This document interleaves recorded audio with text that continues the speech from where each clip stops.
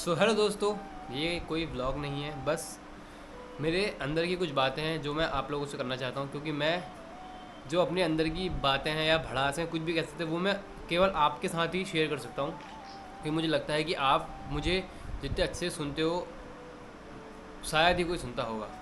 तो आजकल जैसे कि आप सभी लोगों ने देखा कि कोलकाता में एक ऐसे हादसे को अंजाम दिया गया जो कि हम सोच भी नहीं सकते हैं। वो लड़की जो कि रात को ऑल कॉन ड्यूटी थी, जिसका मतलब ये है कि वो एक कॉल में किसी भी पेशेंट की जान बचाने के लिए वहाँ पे अवेलेबल थी।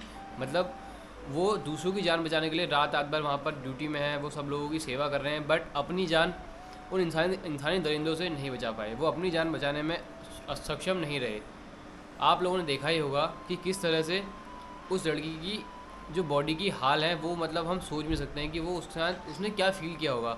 ज़रा सोचो, जब हमें एक छोटी सी चोट लगती है, मतलब एक छोटी सी अगर कहीं पे खरोच भी आ जाती है या थोड़ा सा हाथ भी फ्रैक्चर हो जाता है या फिर उंगली में भी लग जाती है, तो हम खुद को काबू ही नहीं कर पाते। हमारा काबू ही हमारे शरीर से खो जाता है। हम दर्द के मारे इतना दर्द हम सहन कर ही नहीं पाते हैं। ज़रा सोचो उस लड़की को क्या हुआ होगा जब उसकी आँखों में चश्मे टूटने के कांच अंदर हैं, उसके आँखों से लगातार खून बह रहा है, उसके शरीर में चोट के इतने सारे निशान हैं। उसकी पेल्विक बोन टूट गई थी। पेल्विक बोन होती है कूल्हे की हड्डी। मतलब अभी हम एक न्यूज़ देख रहे थे, उसमें पता चला कि उसके जो दोनों पैर थे वो ऐसे अलग अलग डायरेक्शन में थे, विपरीत दिशा में बोल सकते हैं। तो विकृत बोल रहे हैं, मतलब उसको हिंदी में अगर वो जो न्यूज़ में लिखा है वो लिखा है कि उसके हाथ और पैर विकृत दिशा में थे।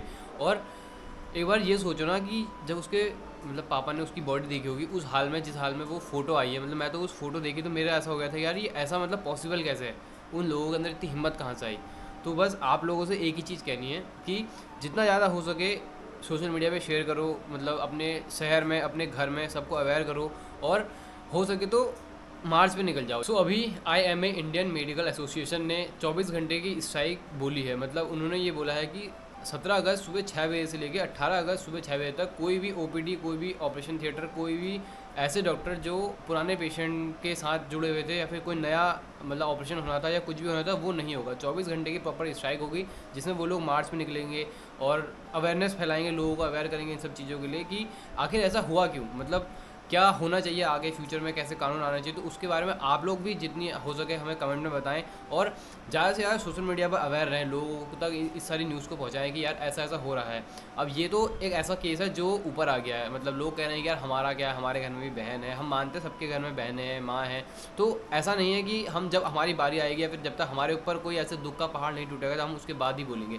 तो आपसे एक ही रिक्वेस्ट है कि जितना ज़्यादा हो सके जाओ, मतलब रैलियों में जाओ, लोगों को सपोर्ट करो और सभी लोगों तक अवेयरनेस पहुँचाओ। जितना ज़्यादा हो सके शेयर करो चीज़ों को, और उनकी जो वहाँ पे जो रियल घटना है उसके बारे में बात करो। कुछ लोग ऐसे हैं कि मतलब कुछ सुन कुछ और रहे हैं, बोल कुछ और रहे हैं और आगे बता कुछ और रहे हैं। उससे क्या हो रहा है कि जो गलत न्यूज़ है वो फैल रही है।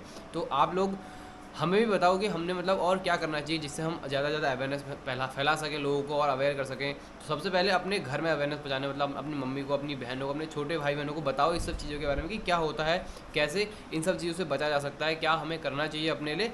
अब चलो ये तो थी हमारी बात कि हमने क्या करना चाहिए। अब एक बार ज़रा उसके बारे में सोचो, जो माँ जिसने उस हालत में अपनी बेटी को देखा होगा, और उसके बाद अगर मतलब वहाँ के लोग आके बोलें कि यार ये सुसाइड है। मतलब ऐसा सुना गया है कि वहाँ के जब डॉक्टर्स ने कॉल किया तो ये बताया कि आपकी बेटी ने सुसाइड अटेम्प्ट किया है। मतलब एक बार सोचो उस हालत में सुसाइड किया कैसे जा सकता है कि आपकी बॉडी उस हाल में पड़ी है और आगे से वो बोल रहे हैं कि सुसाइड है।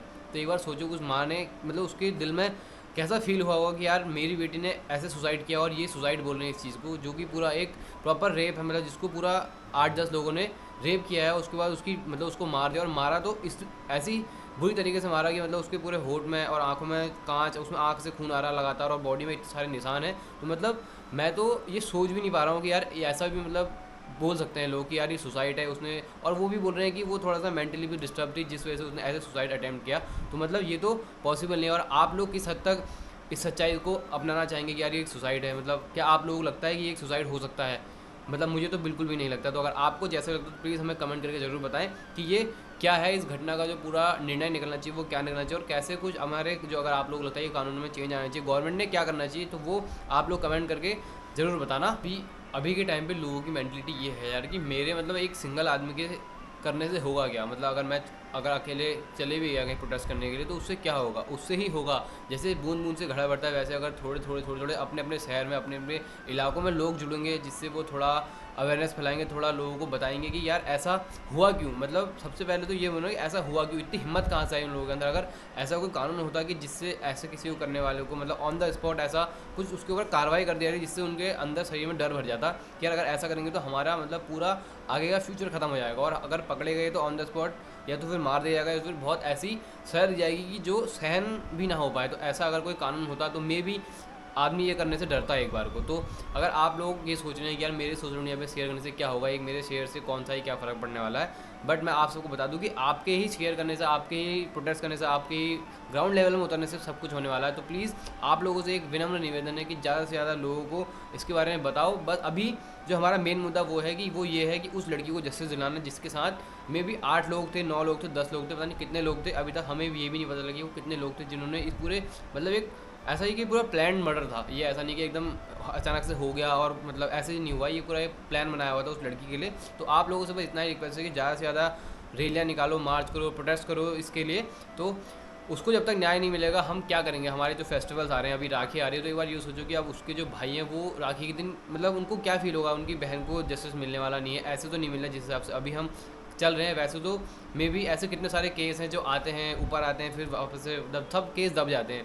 ऐसा ये वाला केस एक ऐसा था कि जो थोड़ा ऊपर आया, मतलब ये डॉक्टर्स का केस था तो इसलिए सारे डॉक्टर्स भी आगे आए, सभी लोग आगे आए, जिसकी वजह से ये पूरा जो केस है वो इतना ऊपर आ गया है। बट ऐसे कितने सारे लाखों केस हो रहे हैं हमारे पास, साल में लाखों लाखों केस ऐसे हो जाने की जो हो रहे हैं लेकिन पता ही नहीं चल रहा है। तो फिलहाल अभी के लिए इतना ही, बस आप लोगों से इतना ही रिक्वेस्ट है कि इस पूरे जो हुआ है ये हादसा, इसको ज़्यादा से ज़्यादा शेयर करो, ज़्यादा से ज़्यादा लोगों को इसके बारे में बताओ और उस लड़की को जस्टिस दिलाने के लिए अपना पूरा सहयोग करो। जय हिंद, जय भारत।